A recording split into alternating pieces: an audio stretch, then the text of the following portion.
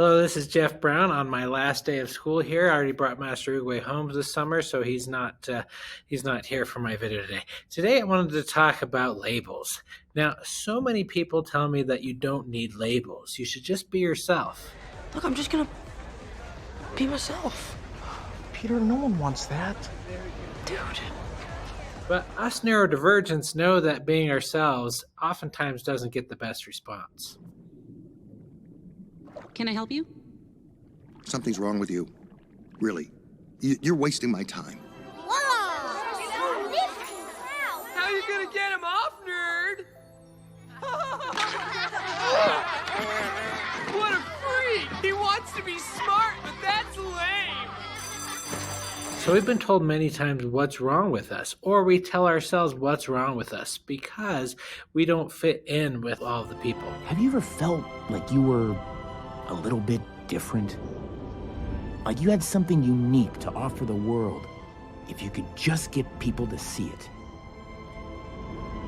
Then you know exactly how it felt to be me. So most of us autistics and ADHDers have already given ourselves a label that we've gotten from other people and that we've since given ourselves, which is this.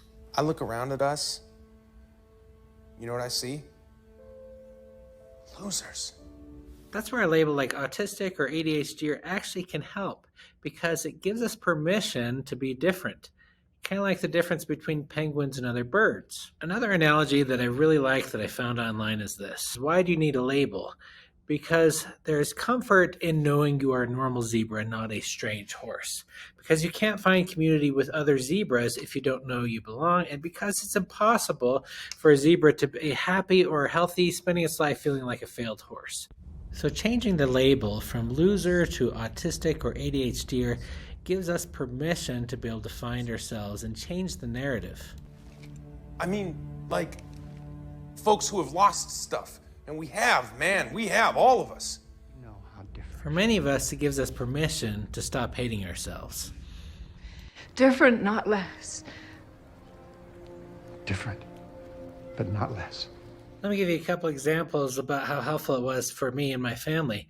Now, as a parent, it actually was very helpful. Once we understood that our daughter was autistic, then we no longer needed to compare her to non-autistic standards. We knew she wasn't going to go with the same timeline and trajectory as our other kids.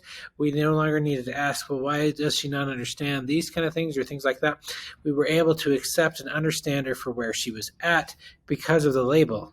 Also. Now, years later, when I found out that I was autistic also, it actually gave me permission to no longer compare myself against other non-autistic people and wonder, why am I not able to keep up with everyone else? Why is it that everything seems so much more difficult in some ways? Why is it that I keep having all these other symptoms of things that are happening to me also? When I realized I was autistic and I applied the label, then I could ask for what I needed much easier. It helped me to ask for what I need at work. It helped me to ask for what I need at church, at home, and helped me know exactly what I need. As if I was, using the label diabetic, you know exactly what you need in order to feel good. What's your code name? Oh, I don't have a code name.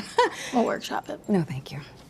I've also heard people say that labels aren't really helpful, which is weird because we've got labels all around us all the time to make speaking a lot more useful.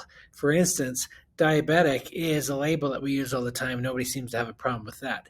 It's much easier to say I'm diabetic rather than I have a long-term medical condition in which my body doesn't use insulin properly. Firefly, Nightlight, Countess Marble, Mistress Marble, Dr. Marble, Dr. Bright. I suffer from short-term memory loss.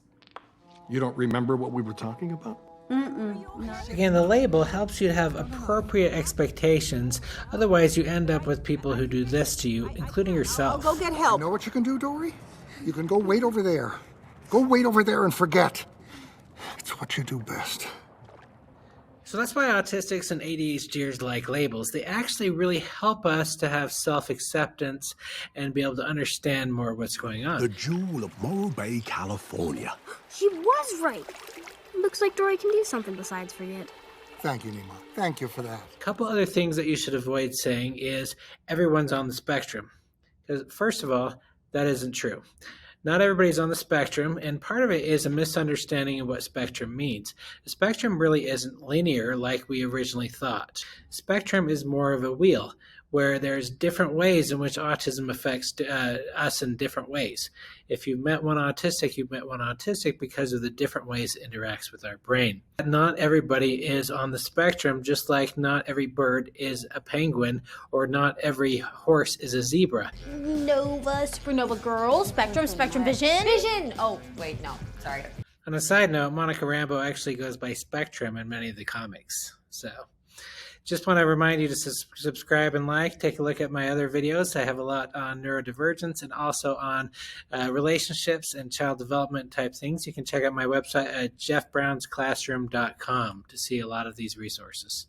Well, you see, I suffer from Short-term memory loss. Look, no more talking, okay? I don't like talking. I don't like chatter and questions. And how are you? Oh, I'm fine. How are you? Oh, I'm fine too. Newsflash. Nobody's fine. Oh, I'm fine. How are you?